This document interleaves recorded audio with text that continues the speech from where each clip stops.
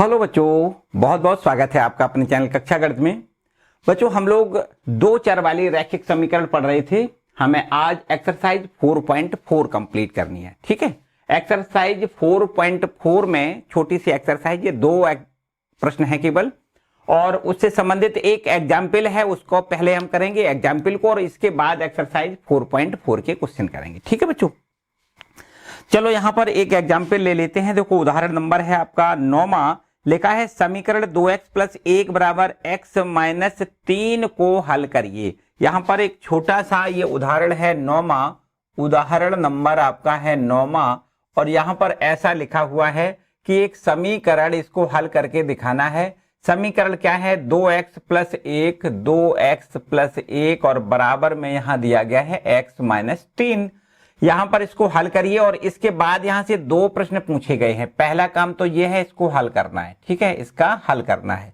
यहां पर इसमें एक बात और पूछी गई है कि संख्या रेखा पर इसको निरूपित करना है, और इसको कार्तीय तल पर भी निरूपित करना है। इसको क्या करना है बच्चों? संख्या रेखा पर निरूपित करना है। ठीक है, निरूपित करना है, निरूपित करना। ठीक है, इसको संख्या रेखा पर निरूपित करना है, तथा यहां पर इसको कार्तीय तल पर भी निरूपित करना है। क्या करना है? तथा कार्तीय तल पर भी निरूपित करना है। कार्तीय तल पर निरूपण इसका करना है। ठीक है, निरूपण करना है। चलो ऐसे लिख देते हैं। ठीक है, कैसे करोगे? देखो बच्चों, बड़े आराम से समझो बात। यहां पर जो समीकरण दिया गया है, ये आपका एक समीकरण दिया गया है, इसको पहले हल करेंगे इस प्रकार से। देखो, पहले इसको हल कर लेते हैं। यहां पर इसको पहले हल करें। किस प्रकार से हल कर लें बच्चों? यहां लिखा है 2x + 1, 2x + 1 = x - 3 दिया गया है। इसको हल करने का मतलब होता है x का मान ज्ञात करना है। सीधी सीधी बात है, x का मान ज्ञात करोगे तो x वाले पदों को हम बाएं पक्ष में ले आए, मतलब एक पक्ष में ले आए, चाहे बाएं चाहे दाएं के किसी भी पक्ष में ले आ सकते हो। तो यहां पर हम x को पहले बाएं पक्ष में ले आए, तो 2x - 1, और इधर देखो ध्यान दें, -3 है, और +1 इधर ले जाओगे तो -1 हो जाएगा। ठीक है बच्चों, -3 अपनी जगह पर है, +1 इधर ले जाओगे -1 हो जाएगा। यहां से 2x में से 1x घटेगा तो 1x बचेगा, बराबर में यहां -3 और -1, यहां से -4 हो जाएगा। देखो बच्चों, सॉल्व कर लिया, ये समीकरण को हमने सॉल्व किया, तो x बराबर -4, एक यहां पर समीकरण ये बन के तैयार हो रहा है। ठीक है, इसका x का मान कितना है? -4। बच्चों, इसको क्या करना है? पहला आंसर यहां देना है, संख्या रेखा पर इसको निरूपित करना है। याद करो, कभी एक चर में जब रैखिक समीकरण होता है तो एक चर वाली रैखिक समीकरण का हल अद्वितीय होता है बच्चों, है ना? क्या होता है? अद्वितीय होता है। तो यहां पर x का जो मान आया है वो बिल्कुल एकदम अद्वितीय है, दूसरा मान हो नहीं सकता। x का जो मान आया है वो आपका अद्वितीय मान है, x बराबर -4। इसको हमें केवल और केवल एक ही मान प्राप्त होता है, इसलिए इसका यहां पर क्या करना है? संख्या रेखा पर इसको निरूपित करेंगे। ठीक है, कार्तीय तल पर इसको निरूपित नहीं कर सकते, संख्या रेखा पर इसको निरूपित करना है। तो बच्चों, कैसे संख्या रेखा? यहां पर आपको पता है, देखो ये संख्या रेखा होती है। यहां कहीं मानते हैं 0, यहां पर 1, यहां 2, यहां 3, और इस प्रकार आगे बढ़ते हैं। ठीक है, इधर बाएं साइड में जब जाते हैं तो हमें -1 मिलता है, यहां -2, यहां पर -3। ये सारी बातें आपने पढ़ी हैं। ठीक है, संख्या रेखा पर हमें क्या दिखाना है बच्चों? -4 दिखाना है। थोड़ा और बैक आओ तो यहां कहीं -4 मिलेगा, और बैक आओगे -5 मिलेगा। तो इस तरीके से यहां पर हमें x बराबर -4 को दिखाना है। यहां देखो 0 है, 0 के बाएं साइड आए तो -1, -2, -3, -4। बच्चों, ये बिंदु आपको दिख रहा है, यहां पर इस बिंदु को क्या कहोगे? x बराबर -4 है। ये बिंदु आपका x बराबर -4 को निरूपित करेगा। ठीक है बच्चों, ये आपका आंसर हो जाएगा। इसका संख्या रेखा पर इसको निरूपित करना है। इसके बाद यहां पर एक दूसरा प्रश्न कहता है कि इसको कार्तीय तल पर भी निरूपित करना है। तो बच्चों, अगर हम कार्तीय तल पर निरूपित करेंगे तो इसके लिए क्या करना होता है? कार्तीय तल में कोई रेखा अगर निरूपित की जाएगी तो वहां पर x और y दो चरों का जब समीकरण होता है, ये समीकरण बच्चों एक चर का समीकरण है, इसको हम दो चरों के समीकरण में पहले बदलेंगे, फिर इसके बाद इसको कार्तीय तल पर निरूपित कर सकते हैं। देखो कैसे करोगे बच्चों? यहां पर x जो दो चर वाले रैखिक समीकरण का मानक रूप होता है वो कुछ इस प्रकार से होता है कि ax + by और +c = 0। बच्चों, इस रूप में समीकरण होता है, इसको क्या कहते हैं? ये आपका मानक समीकरण है, दो चर वाले रैखिक समीकरण का मानक रूप है। तो इस रूप में अगर ये रेखा बदल जाए तो समझो ये भी रेखा दो चर की रैखिक समीकरण वाली रेखा बन जाएगी। तो बच्चों क्या करना है, यहाँ x तो अपने जगह बिल्कुल ठीक है, क्योंकि यहाँ पर 1 इंटू एक्स लिख सकते हो, ठीक है। यहाँ पर a जो देखा है ना, a का मान यहाँ पर 1 लिख दें तो 1 इंटू एक्स हो जाएगा। लेकिन यहाँ पर देखो ध्यान दें, बाई नहीं है तो 0 इंटू बाई लिख सकते हो। 0 में बाई का गुणा, मतलब 0 में किसी का गुणा करोगे अल्टीमेटली शून्य आएगा। तो बच्चों यहाँ पर 0 हो जाएगा। इसको x को हमने 1 इंटू एक्स लिख लिया, यहाँ बाई नहीं है तो 0 इंटू बाई लिख लें, और ये माइनस का 4 अगर इधर ले आए तो प्लस का 4 बराबर 0। देखो बच्चों मानक रूप में ये रेखा हो गई, ये दो चरों वाली रेखा हो गई है, दो चर में रैखिक समीकरण आपका बन गया, ठीक है। दो चर में रैखिक समीकरण, ठीक है। ये आपका दो चर का रैखिक समीकरण हो गया, ठीक है। एक चर में रैखिक समीकरण था, इसको हमने दो चर का रैखिक समीकरण बना लिया। अब यहां पर इसके हमें दो हल मिल जाए अगर, तो हम निश्चित रूप से इसको कार्तीय तल पर निरूपित कर सकते हैं।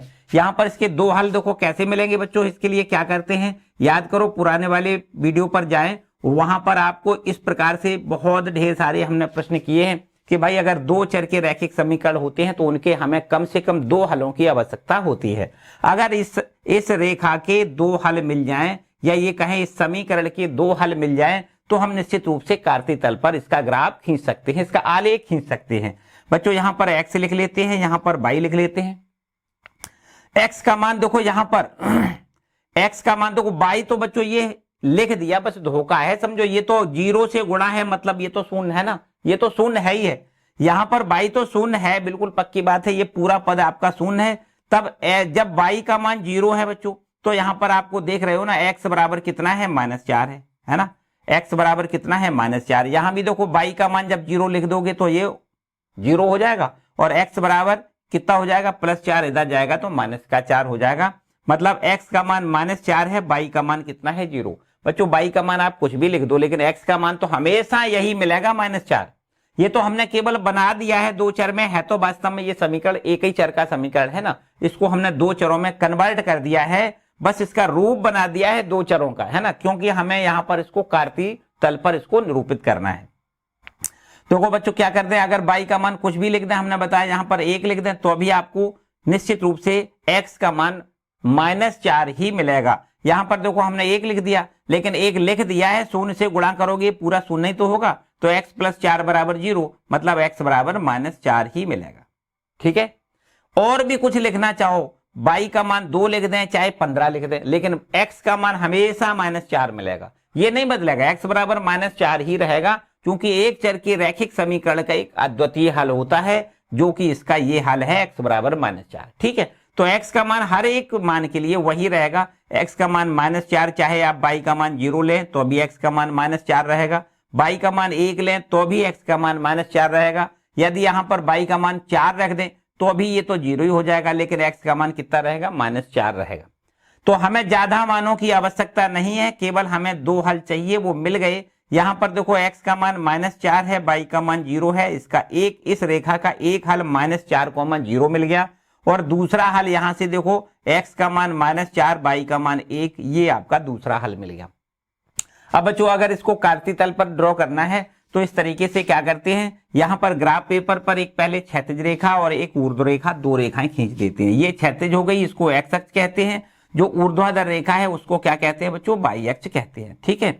और यहां से जो दोनों ये जहां पर काट जाती हैं उसको मूल बिंदु कहते हैं, ठीक है। ये x अक्ष की ऋणात्मक दिशा है और ये y अक्ष की ऋणात्मक दिशा है, ठीक है। अब देखो -4, 0 को दर्शाना है, देखो इधर सब नंबर प्लस के होते हैं, इधर x के नंबर माइनस के होते हैं। तो यहाँ पर एक इकाई, 1 सेंटीमीटर को 1 इकाई मानते हुए यहाँ पर 1 लिख लें, यहाँ पर 2 लिख लें, यहाँ पर 3 लिख लें, यहाँ पर 4 लिख लें, और आगे की ओर, ठीक है।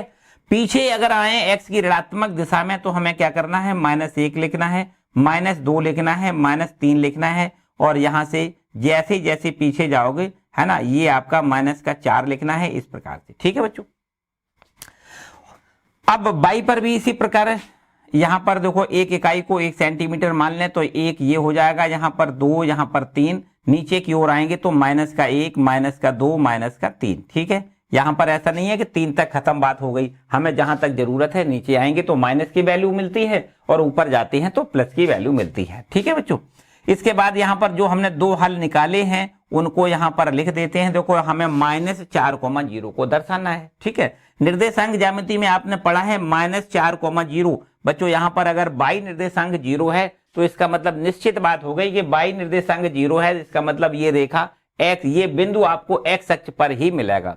एक्स अक्ष पर जो बिंदु होते हैं उसमें बाई निर्देशांक शून्य होता है और जो बाई अक्ष पर बिंदु होते हैं उसमें एक्स निर्देशांक शून्य होता है ना। इतनी बातें आपने निर्देशांक ज्यामिति में सीखी हैं। तो -4,0 को यहां पर बनाना है। देखो -4 का मतलब मूल बिंदु से बाईं ओर आना है 4 इकाई की दूरी पर। तो बच्चों ये बिंदु हमें मिल रहा है यहां पर, ये बिंदु है -4 और कोमा 0 का मतलब क्या है, यहां पर देखो -4 है और कोमा 0 का मतलब यहां पर बाई पर नहीं चलना है, बाई पर ना ऊपर जाना है ना नीचे जाना है। तो ये बिंदु जो हमें मिल रहा है वो -4,0 को दर्शा रहा है। क्या है ये बिंदु, -4,0। ठीक है, तो यहां पर लिखेंगे इस बिंदु को, क्या लिखेंगे बच्चों, -4,0 लिखेंगे। क्लियर है बात। इसके बाद देखो यहां पर -4,1 को भी दर्शाना है। -4 तो देखो इधर ले आओगे -4, लेकिन एक बाई अक्ष पर 1 इकाई धनात्मक दिशा में जाना है, यहां पर ऊपर की ओर जाना है। देखो ये आपका 1 है, तो यहां पर हम जो पॉइंट बनाएंगे उसको लिखेंगे -1,0। क्या लिखेंगे यहां पर, -4,1 लिखेंगे, -4,1। ठीक है, ये हो जाएगा -4,1। क्लियर है बच्चों। अब इसका अगर हम आलेख खींचेंगे तो क्या करें, इन दोनों बिंदुओं को आपस में मिला दें, बस ये रेखा हमें मिल जाएगी। देखो इस तरीके से बच्चों। ठीक है, ये इस तरीके से जो रेखा मिलेगी ये वास्तव में ये इस वाले समीकरण को दर्शा रही है। किस समीकरण को दर्शा रही है, 1x + 0y + 4 = 0 को दर्शा रही है। या हम ये कहें कि है तो वास्तव में यही रेखा x = -4 को दर्शा रही है। बच्चों एक बात याद रखिए, कभी कोई रेखा इस प्रकार से मिलती है, अगर विशेष बात याद रखिए, अगर ऐसी मिलती है कि x बराबर यहां से कुछ भी मिल जाए, x बराबर 2, 3, 4, 5, कुछ भी इस प्रकार से, या माइनस का भी हो सकता है, x बराबर -4 जैसा कि यहां पर है। तो बच्चों अगर x बराबर में आए तो आपको ऐसा लिखना है कि ये रेखा बाई एक्स के समांतर है। x बराबर यहां पर कोई अचर मान लेते हैं, चलो x बराबर k लिख रहे हैं। रेखा अगर इस प्रकार से कोई समीकरण हमें इस प्रकार से मिलता है, x बराबर 4 या x बराबर 5 या ये कहें x बराबर k, तो हमें लिखना है कि यह बाई अक्ष के समांतर रेखा होती है। काहे के समांतर होती है, बाई अक्ष के समांतर रेखा होती है। ठीक है, आपको बस याद रखना है, अगर x बराबर k लिखा है, x बराबर k का मतलब x बराबर +k हो सकता है, -k हो सकता है, मतलब कोई भी अचर हो सकता है। अगर x बराबर में है तो ये रेखा बाई अक्ष के समांतर होती है, इसको आपको याद रखना है। ठीक है, आप देख रहे हो ये है x बराबर -4 की रेखा जो बाई अक्ष के कहां है, समांतर है। ये बाई अक्ष है, इसी के समांतर आपकी ये रेखा है। ठीक है, तो अगर इस रूप में रेखा होती है तो आपको क्या लिखना है कि रेखा बाई अक्ष के समांतर है, तथा यदि ये रेखा इस प्रकार से है कि यहां पर बाई बराबर कोई यहां पर अचर कुछ दे दें, मान लो k की जगह पर h लिख दें। ठीक है, बाई बराबर h, मान लो इस रूप में आपकी रेखा कोई है, यदि बाई बराबर h रेखा है तो यह रेखा x अक्ष के समांतर होगी। आपको ये याद रखना है, x अक्ष के समांतर होगी। ठीक है, अगर ये रेखा इस प्रकार से, देखो दो रेखाएं, एक चर की समीकरण की बात है बच्चों, एक चर का कभी भी समीकरण होगा तो वह रेखा या तो x अक्ष के समांतर आपको मिलेगी या बाई अक्ष के समांतर मिलेगी। x अक्ष के समांतर तब मिलेगी जब ये रूप हो बाई बराबर h वाला, तब ये रेखा x अक्ष के समांतर होगी। और अगर x बराबर k वाला रूप है तो समझो ये रेखा बाई अक्ष के समांतर मिलती है। देखो ये तो आपको बाई अक्ष के समांतर दिख रही है ना, तो बाई अक्ष के समांतर अगर कभी रेखा मिलेगी तो निश्चित रूप से x बराबर k वाली रूप की रेखा होगी, तो ये रेखा बाई अक्ष के समांतर होती है। ठीक है, अगर मान लो यहां पर देखो माइनस में है तो निश्चित रूप से बाई अक्ष के बाईं ओर होगी, है ना, है तो बाई अक्ष के समांतर लेकिन बाई अक्ष के बाईं ओर है ना। और यदि ये यहां पर प्लस में है, ये जैसे हमने लिखा x बराबर k, तो इसका मतलब ये रेखा कहां पर है, एक्स अक्ष के वाई अक्ष के समांतर है, लेकिन कहां पर है, दाईं ओर है, यहां पर कहीं मिलेगी के दूरी पर। ये के दूरी है ना, तो के दूरी पर ये आपकी मूल बिंदु से के दूरी पर ये रेखा वाई अक्ष के समांतर मिलेगी। ठीक है, और अगर माइनस में है तो समझो बाईं ओर है तो वाई अक्ष के समांतर, चाहे वो बाईं ओर हो या दाईं ओर हो। बाईं ओर तब होगी जब माइनस में होगी, दाईं ओर तब होगी जब प्लस में होगी। क्लियर बात? ये इतनी बात आपको याद रखनी है कि कोई रेखा अगर एक चर की समीकरण की रेखा है, एक चर वाला रैखिक समीकरण है, तो वह रेखा निश्चित रूप से या तो वाई अक्ष के समांतर होगी अथवा एक्स अक्ष के समांतर होगी। अगर वाई अक्ष के समांतर होगी तो उसका रूप होगा एक्स बराबर के, और यदि एक्स अक्ष के समांतर होगी तो उसका रूप होगा वाई बराबर एच। ठीक है बच्चों, इतनी याद रखना है। एक्स अक्ष या वाई अक्ष के समांतर रेखा कब होती है, जब एक चर का रैखिक समीकरण हमें दिया जाता है, तो उसका कभी हम कार्तीय तल पर निरूपण करेंगे तो उसका निरूपण या तो वो एक्स अक्ष के समांतर होगी या वाई अक्ष के समांतर होगी। क्लियर बच्चों? चलो इसके बाद यहां पर ये तो एग्जाम्पल हो गया 9वां। अब हम लोग 4.4 एक्सरसाइज के क्वेश्चनों को करेंगे। देखो इसको रब कर लेते हैं। एक्सरसाइज 4.4 के क्वेश्चनों को करेंगे। यहां पर बिल्कुल एकदम छोटी सी एक्सरसाइज है बच्चों, छोटी सी एक्सरसाइज है, बिल्कुल एकदम बढ़िया एक्सरसाइज है बच्चों। और वो सब कुछ आपको कार्तीय तल जो आपने पढ़ा है ना, उससे सारा रिलेटेड मामला है, एकदम बढ़िया से। अगर आपने कार्तीय तल पढ़ लिया है अच्छे से तो मेरे ख्याल से यहां पर किसी प्रकार की कोई प्रॉब्लम आपको आने वाली नहीं है। ठीक है बच्चों, एक्सरसाइज 4.4 का पहला क्वेश्चन हमसे कह रहा है कि एक चर वाले और दो चर वाले दो प्रश्न पूछे गए हैं। यहां पर 4.4 एक्सरसाइज में पहला प्रश्न ये कहा गया है एक चर वाले, और यहां पर एक चर वाला ये आपका एक प्रश्न है। दूसरा लिखा है दो चर वाले, दो चर वाले। देखो हमसे क्या कहता है, एक चर वाले, और दूसरे नंबर पे कहता है दो चर वाले। समीकरण के रूप में यहां पर समीकरण हमें दिया गया है, ये समीकरण है y बराबर में 3 का ज्यामितीय निरूपण करना है। ज्यामितीय निरूपण करना है बच्चों, ये हमारा प्रश्न है। ठीक है, ये प्रश्न है, ज्यामितीय निरूपण हमें करना है। और फिर इसके बाद में दूसरा प्रश्न दिया गया है, बिल्कुल सिमिलर दोनों प्रश्न है बच्चों। पहला प्रश्न ये है ना, इसको आराम से पहले समझो। ये हमारा समीकरण दिया है y बराबर 3, इसका हमें क्या करना है बच्चों, ज्यामितीय निरूपण करना है।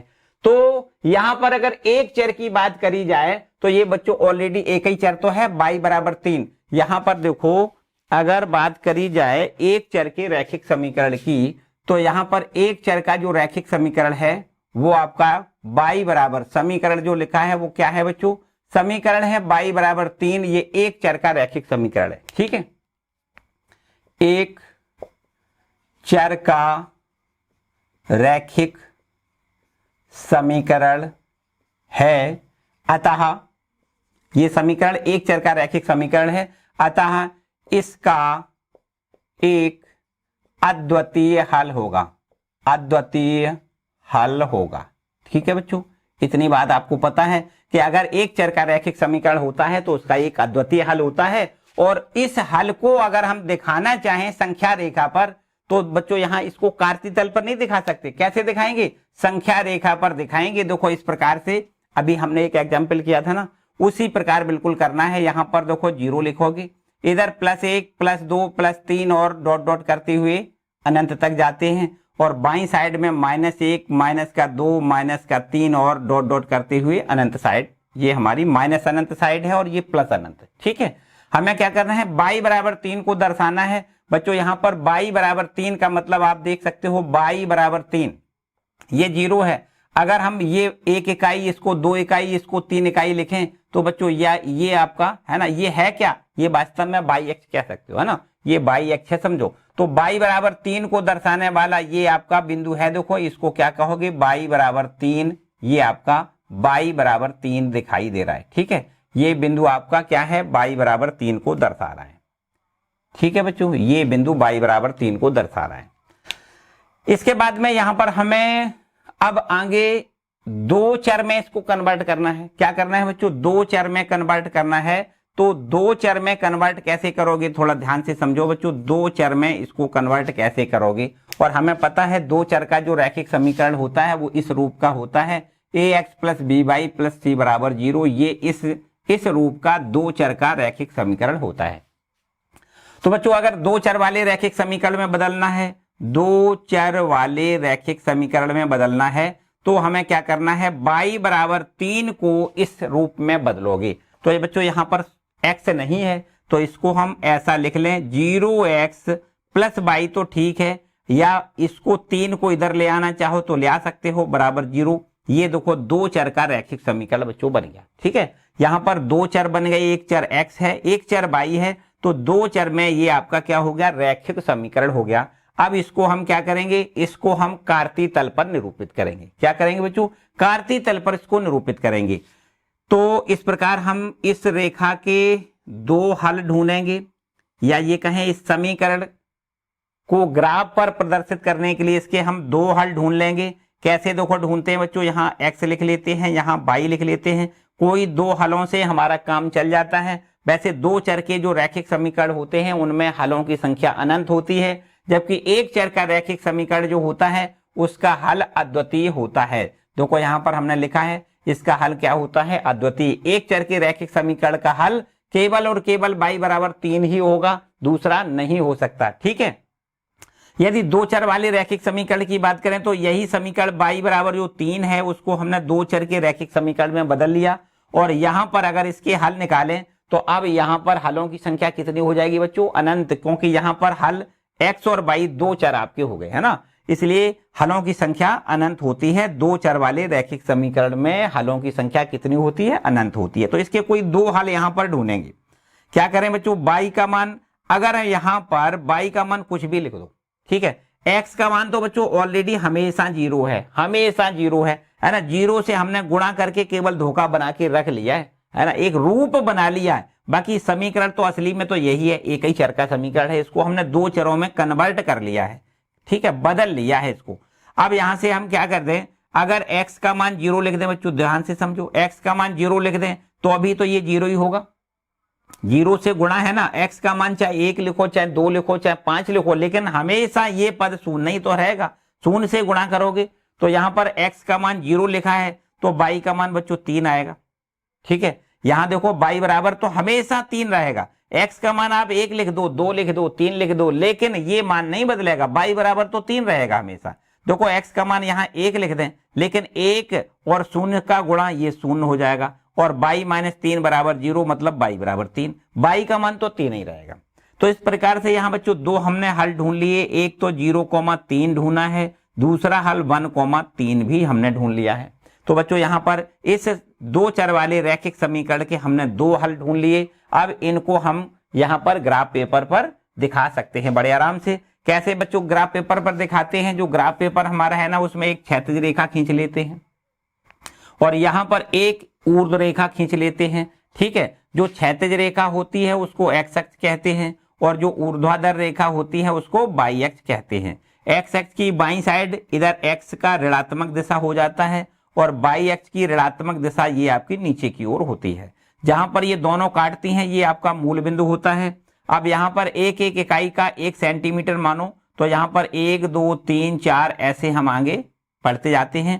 बाईं साइड -1 -2 -3 इस प्रकार से बाईं साइड आते हैं और ऊपर की ओर y अक्ष की धनात्मक दिशा पर 1 2 3 एक एक इकाई को 1 सेंटीमीटर मानते हुए आगे बढ़े और इसी प्रकार बिल्कुल नीचे -1, यहाँ पर -2, यहाँ पर -3 और नीचे की ओर। ठीक है बच्चों, अब यहाँ पर हमें क्या दिखाना है, 0,3 को दर्शाना है। बिल्कुल आराम से समझो, x का मान 0 है, y का मान 3 है, x पर इधर इधर कहीं नहीं जाना, x बराबर 0 है, y बराबर 3 मतलब y पर जाना है 3 इकाई। बच्चों ये बिंदु आपको मिल रहा है, यहां पर ये बिंदु क्या है, 0,3 है। क्या है बच्चों, 0,3 आपका ये बिंदु है।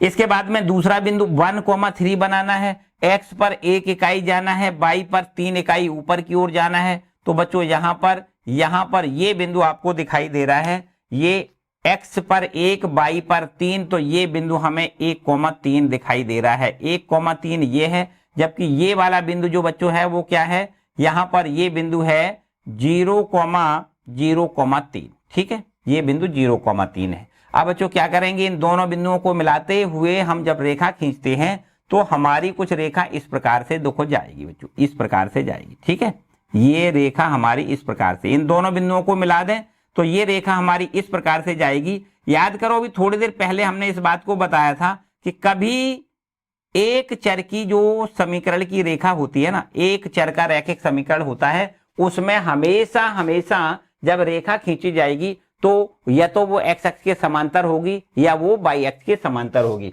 बच्चों यहाँ पर एक चर वाली तो ये समीकरण है ना, y बराबर 3, इसको हमने दो चरों में कन्वर्ट कर लिया है, एक्चुअली वो एक चर की ही समीकरण है। तो एक चर के रैखिक समीकरण का अगर हम यहाँ पर ग्राफीय निरूपण करते हैं तो हमेशा हमने बताया कि या तो वो एक्स अक्ष के समांतर या वाई अक्ष के समांतर रेखा मिलती है। तो अगर y बराबर यहाँ पर देखो y बराबर h के फॉर्म में होती है तो यह रेखा एक्स अक्ष के समांतर होती है। यहाँ देखो y बराबर 3 है तो ये एक्स अक्ष के समांतर है रेखा, कितनी दूरी पर, एक्स अक्ष से 3 इकाई की दूरी पर ये रेखा है। ये रेखा कितनी दूरी पर है, एक्स अक्ष से 3 इकाई की दूरी पर ये रेखा है और ये रेखा y बराबर 3 है। या इसको हम ऐसा भी लिख सकते हैं 0x, हमने चूंकि इसको दो चरों में कन्वर्ट कर लिया है तो 0x प्लस y और प्लस का 3 बराबर में 0। ठीक है बच्चों, इस प्रकार से, सॉरी प्लस 3 नहीं, इधर ले आओगे तो -3 है ना, -3। तो बच्चों ये रेखा हमारी है जो एक्स अक्ष के समांतर है और एक्स अक्ष से 3 इकाई की दूरी पर ये रेखा है। ठीक है, तो इस तरीके से आपने देखा कि ये जो समीकरण y बराबर 3 दिया गया था, इसका दो चरों में हमने कन्वर्ट किया और फिर इसके बाद में इसका ग्राफ पर निरूपण किया है। ठीक है बच्चों, उम्मीद करता हूं समझ में आया होगा, किसी प्रकार की कोई साइड डाउट्स नहीं होगा। ठीक है, यदि कोई डाउट्स आ रहा है तो कमेंट सेक्शन में कमेंट करके जरूर बताएं। तो बच्चों बिल्कुल एकदम दूसरा प्रश्न भी पहले प्रश्न जैसा ही है। इसमें लिखा है कि एक चर वाले और दो चर वाले रैखिक समीकरण के रूप में इसका ज्यामितीय निरूपण करके दिखा देना है। तो को दूसरा प्रश्न का पहला भाग, यहाँ दूसरा भाग बिल्कुल पहले प्रश्न जैसा ही है। लिखा है एक चर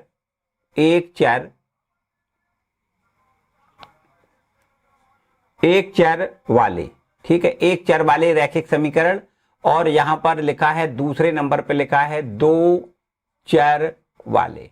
ठीक है, एक समीकरण यहां पर दिया गया है इस प्रकार से, देखो यहां समीकरण दिया गया है कि 2x प्लस 2x प्लस 9 बराबर 0, ये हमें समीकरण दिया गया है। इस समीकरण का क्या करना है, ज्यामितीय निरूपण करना है। ठीक है, ज्यामितीय निरूपण करके दिखाना है, निरूपण। ठीक है बच्चों, कैसे करोगे, बिल्कुल सिमिलर वही काम करना है, बिल्कुल एकदम सिमिलर। यहां पर सबसे पहले देखो एक चर वाले रैखिक समीकरण को यहां पर इसको हल करेंगे।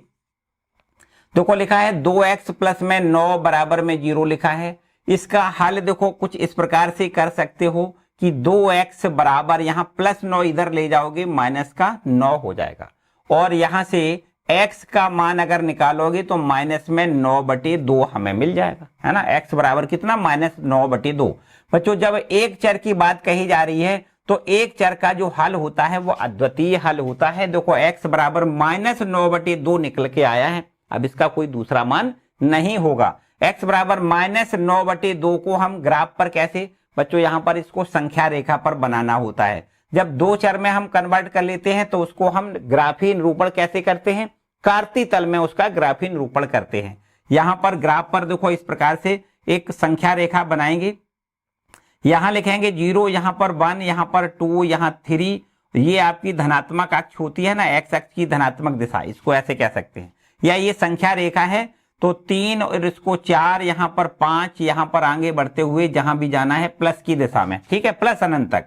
यहां पीछे आओ तो -1, यहां पर -2, यहां पर -3, और जितने जितने पीछे आप जाओगे तो ऋणात्मक दिशा में जाने पर नंबर माइनस के ही सब मिलते हैं, तो माइनस अनंत तक जाना है। ठीक है, यहां पर प्लस अनंत होता है, इधर माइनस का अनंत। ठीक है, अब बच्चों x बराबर -9/2 को दर्शाना है। यहां पर 0 से आगे जाएंगे, देखो इधर तो धनात्मक दिशा होती है, अगर पीछे जाएंगे तो यहां पर देखो बच्चों क्या होता है, ऋणात्मक दिशा होती है। ठीक है, -4 और -5, और भी आगे पीछे जाना है तो माइनस के अनंत तक पहुंच जाना है। ठीक है, यहां पर बच्चों -9/2 का मतलब आप समझ रहे हो, -9 मतलब होता है 9 का आधा कर दो, तो 4.5 मिलेगा। मतलब 4 और 5 के जस्ट बीच में, यहां देखो माइनस का 4 है, माइनस का 5 है, और -4 और 5 के जस्ट बीच में करोगे तो यहां पर आपको क्या मिलेगा, माइनस का x बराबर यहाँ माइनस का 9/2। यहां पर देखो इसको हमें दर्शाना है, ठीक है। x बराबर -9/2 को यहां पर इस प्रकार दर्शाना है, ठीक है बच्चों। ये हो गया x बराबर 9 माइनस का 9/2। क्लियर है बच्चों। तो इस तरीके से यहां पर इसको दर्शा देना है। और फिर यहां से एक चर के बाद हम लोग यहां पर आते हैं दो चरों वाले रैखिक समीकरण में, इसको हम कन्वर्ट करेंगे। कैसे करेंगे देखो ध्यान दें, यहां पर दूसरे भाग को देखें ध्यान से। अगर इसको हम दो चर में कन्वर्ट करें, दो चर वाले रैखिक समीकरण में इसको हम बदलें, तो बच्चों कैसे बदलेंगे। यहां 2x तो बिल्कुल ठीक लिखा है, देखो 2x प्लस होता रूप कौन सा है, दो चर वाले रैखिक समीकरण का रूप होता है ax plus B Y plus C बराबर 0। बच्चों ये रूप होता है ना, ax plus B Y plus C बराबर 0 रूप होता है। तो यहां पर देखो ax बिल्कुल ठीक है, प्लस बी वाई, यहां पर देखो बच्चों यहां पर बाई नहीं है, तो हमें क्या करना है 0 बाई ऐसा लिख लें, ठीक है। यहां पर क्या लिखेंगे 0 बाई लिख लें, और ये माइनस का जो माइनस का 9 लिखा है वो इसको इधर ले आए तो प्लस का 9 हो जाएगा बराबर 0। अब आप देख सकते हो ये आपकी मानक रूप में दो चर वाला रैखिक समीकरण देखो हो गया। इसको क्या कहोगे, दो चर वाला रैखिक समीकरण बन गया, वो भी मानक रूप में। तो बच्चों इसका अगर हमें ग्राफ पर निरूपण करना है तो इसके हमें अब हलों को ढूंढना होगा। हमने बताया आपको कि दो चर वाले रैखिक समीकरण के हलों की संख्या बच्चों अनंत होती है, जबकि एक चर वाले रैखिक समीकरण में हल की संख्या एक ही होती है, मतलब अद्वितीय हल होता है। एक चर वाले रैखिक समीकरण का हल कैसा होता है, अद्वितीय हल होता है, जबकि दो चर वाले रैखिक समीकरण में हलों की संख्या अनंत होती है। यहां पर देख सकते हो इस प्रकार से हमें यहां पर इसका ग्राफीय निरूपण अगर बनाना है तो केवल x और y के दो दो मान ढूंढना है, मतलब इसके दो हल चाहिए हमें। इस समीकरण के हम दो हल ढूंढ लें। कैसे देखो बच्चों, यहां से हम y का मान कुछ भी लिख दें, 0 लिख दें, 1 लिख दें, 2 लिख दें, 3 लिख दें, 4 लिख दें, कुछ भी लिख दें, लेकिन x का मान हमेशा -9/2 ही रहेगा। देखो अगर यहां से x का मान हम 0 लिख दें, यहां पर x का नहीं, यहां पर थोड़ी गलती हो रही, y का मान यहां पर 0 लिख दें तो x का मान हमेशा -9/2 ही रहेगा। देखो यहां पर आपको -9/2 लिखना है, ठीक है। y का मान 0, यहां पर 0 लिख दो, ये पूरा 0 हो जाएगा, तो 2x प्लस 9 बराबर 0, इसलिए x बराबर -9/2 ये वाला, ठीक है। x बराबर -9/2 हमेशा मिलेगा। अब y का मान चाहे कुछ लिख दें, यहां पर देखो y का मान 1 लिख दें, 2 लिख दें, 3 लिख दें, लेकिन x का मान हमेशा -9/2 ही रहेगा, ठीक है। हमने जैसा कि बताया कि ये तो हमने बना लिया है, वास्तव में अगर देखा जाए तो समीकरण तो एक चर का ही समीकरण है, दो चर का थोड़ी है। हमने तो इसको बना लिया है, दो चर के रूप में इसको बना लिया है, इसलिए x का सदैव एक ही मान रहेगा, क्योंकि एक चर का रैखिक समीकरण जब होता है तो उसका एक अद्वितीय हल होता है। -9/2 इसका हल है, इसलिए x का मान -9/2 ही हमेशा रहेगा। y का मान आप कुछ भी बदल के लिख दो, कोई समस्या नहीं।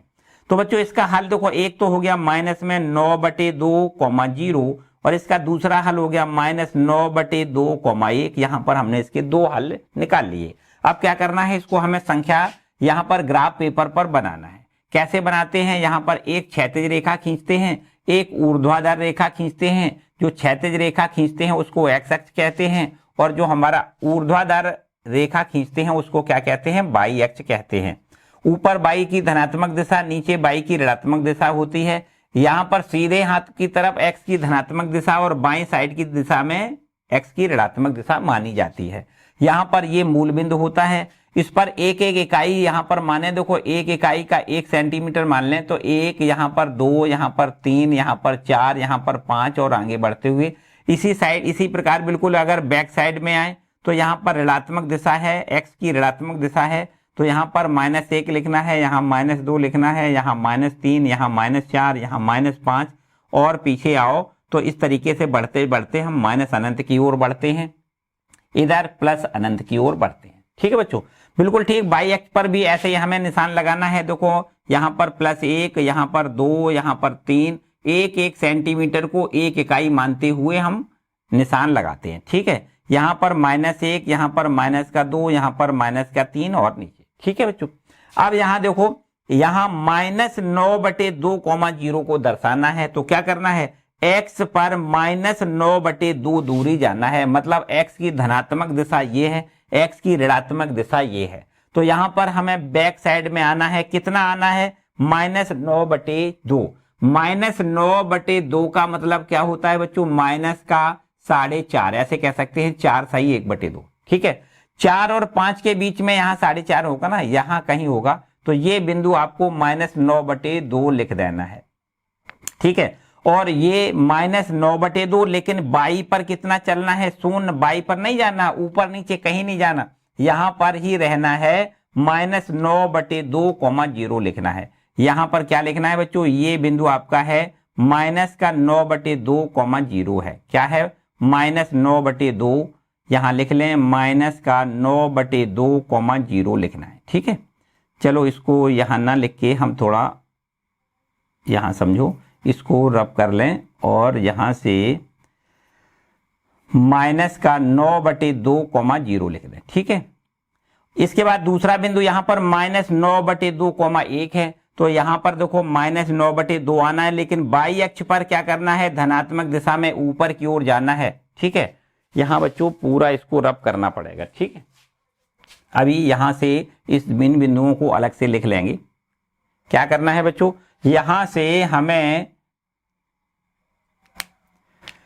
-9/2 इधर आना है। देखो ये -9/2 है, लेकिन बाई अक्ष की धनात्मक दिशा में ऊपर जाना है। यहां पर देखो ये आपका 1 है, तो यहां तक पहुंचना है। ये बिंदु -9/2, -9/2, 1 कहलाएगा। ठीक है, ये बिंदु क्या कहलाएगा, ये वाला बिंदु है, इस बिंदु को हम कहेंगे -9/2, 0 इसको कहेंगे। ठीक है बच्चों, अब इन दोनों बिंदुओं को अगर मिला दिया जाए तो आपको यहां पर एक रेखा मिल जाएगी, और ये रेखा इस समीकरण को व्यक्त करती है। कौन से समीकरण को, यहां पर 2x + 0y + 9 = 0 को व्यक्त करने वाली ये आपकी रेखा हो जाएगी। हमने बस जैसा कि बच्चों आपको बताया कि जब एक चर का रैखिक समीकरण होता है, इसका हम ग्राफीय निरूपण करते हैं, तो हमें जो रेखा मिलती है वो रेखा या तो x अक्ष के समांतर होती है अथवा y अक्ष के समांतर होती है। आप देख सकते हो यहाँ पर x बराबर -9/2 है, इसका मतलब ये रेखा